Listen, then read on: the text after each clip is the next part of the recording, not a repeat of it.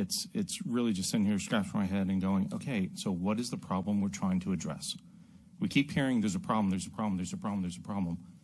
Nobody has stated what it is. That we've gone from 40,000 cars a day to 60,000 cars a day, or we have gone from X number of tons of trash here to this, or we did a spot check and we found out that this is happening. No, what we're going to do is we're going to make every single person that's out there that's following the rules and doing it right. Now you're going to have to go through this whole procedure, and we're not even sure what that procedure is going to look like.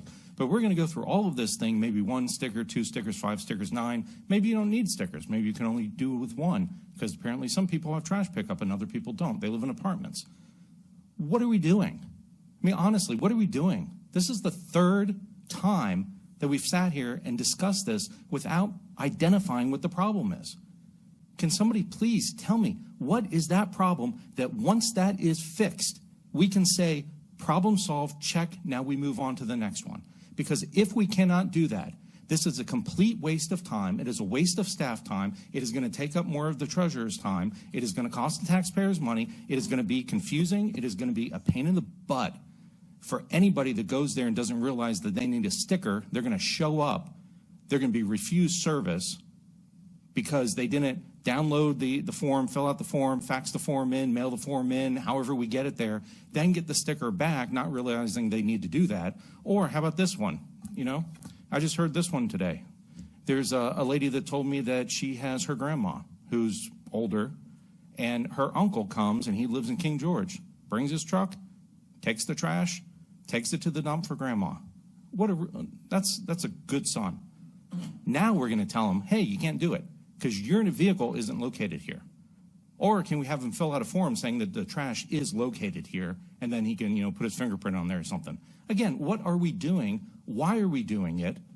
And how are we going to know that the problem that we are trying to attack and trying to solve is fixed? And if we can't do that, we should not be going down this road at all. We have better things to do. And like I said, 3rd meeting, still no metrics whatsoever. And, the staff has not been asked to go out there and actually do any. So where is this idea coming from, and why do we keep saying that there's a problem? I'm going to vote against it again and be happy Mr. Chair. Mr. McGlaughlin. I just want to, we asked the question that you didn't hear at the last meeting. The last time this was brought to you, we asked Mr. Loveday, is this a requirement? And he laid out the reasons why this is worth the effort for the county staff, because it was in the best interest of the taxpayers. Could you brief the board real quick why this is important for us to do it? And Mr. Petrovich may have some background as well. We have been addressing this issue since as early as 2016, and we have noticed an uptake in the amount of construction and demolition debris that's being brought in, particularly to the Harrison Road facility, and then also brush that comes in. The traffic counts themselves have grown over time. Actually, the weekend before we had the committee meeting, we actually had an incident on site where an individual got in a traffic accident, and turned out that individual was from Stafford and running a business dumping brush material at the facility. So talking with the gate attendant staff and the public works staff, they are supportive of having a metric that they can utilize to basically determine who can utilize the sites and who cannot. It's still going to be a challenge to try to manage that commercial use of particularly Chancellor. We don't charge for C&D. Most other localities around the facility, around the region do, which makes us kind of an open door necessarily for coming in to utilize that facility for construction and demolition debris. We challenge the folks on site that we see, but it's still, you're challenging and questioning, a 1 out of 3,300 cars a day on a weekend that you see coming through that facility. So that's kind of from an operational standpoint where we're at, where we see things at. Mr. Chairman, can I follow up, because that was kind of directed at me. Go ahead, Mr. Bassey, then Mr. Jett. Okay, thank you, Mr. Jett. I'm sorry. No, you go ahead. Go ahead. Okay, finish. all right, thank you. Okay, more cars, population increase.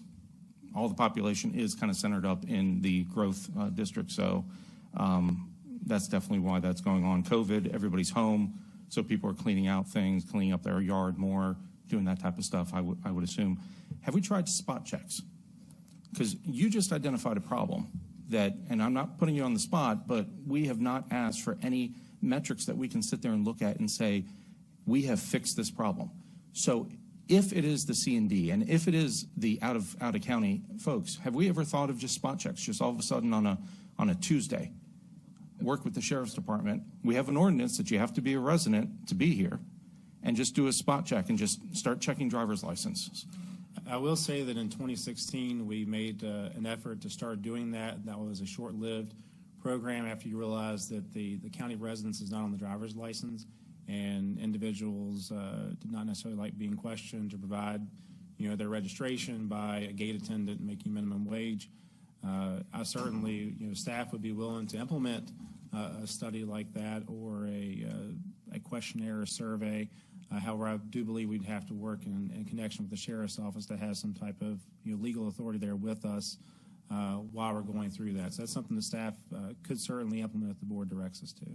Okay. I would say we would anticipate some complaints with the reduction of service in those days that we're doing that, just because I think you'll have some traffic backups, particularly on the Harrison Road site. Well, you have it there anyway. I mean, it's kind of a mess anyway. I don't know why we ever put that light there and not down at Piedmont, but that's a whole nother discussion. But the fact that or the issue that the treasurer even brought up is that if you get 5 or you get extra, people that follow the rules follow the rules. People that don't follow the rules don't care about the rules because they're not following them to begin with, which is the definition of them not following the rules. So all that you're doing is adding more rules for the people that follow the rules to follow, and more rules for the people that don't follow rules to not follow. And that's my frustration in all of this is, number one, we can't identify it. And again, it's not been identified. There's a problem, but we don't know what it is to a degree that we can eliminate that problem. This, and you've even stated, is not necessarily going to eliminate the problem that you think is there, and no disrespect, but that you assume is there. And we're not doing spot checks because we don't want our gate attendants, which I don't blame you. They didn't sign up to confront people. But now when you don't have a sticker, have we thought of that? Those gate attendants that are there, no sticker, somebody showing up going, give me a break. Well, just show me your driver's license. Well, Fredericksburg mailing address. So again, what other problems are we creating to fix a problem that we can't identify, putting it on the back of the people that follow the rules to begin with? Because the issue with the stickers, people didn't like the initial sticker. The thought was, let's go back to the original sticker that went on the windshield, very similar to the, put it right next to the inspection sticker. People were comfortable. It's a one-time, don't have to replace it, one-time issue sticker. You'd be able to come in and sign up for up to 5 stickers for your household. You'd sign a statement saying it's for your personal use, and we'd implement this. It was a very straightforward. There was no hangers, none of that stuff that was getting it to make it more complicated. Now, again, let's implement this as it states today, because the board determined there was a need. So we're not going to go back and second guess it at this point. We can always go back and look in the future as this thing moves forward in 6 months, a year from now, and determine whether we need to adjust it with hangers or something else. But we can't address 0.5% of the concerns that come up on every issue that comes up. We've got to do what's best for the community. And right now, the utility section determined that this was needed for us to help control the usage of that landfill. So I'm going to make the motion that we move forward with this per the committee's guidance. They implement the standard one-time only issue sticker that goes on the windshield, up to 5 stickers per household. Person will have to come in, whether they'll have they'll be able to get a pre-application, I understand. They'll come in, they'll sign for it, personal use only, and we'll get this program rolling by 1 May.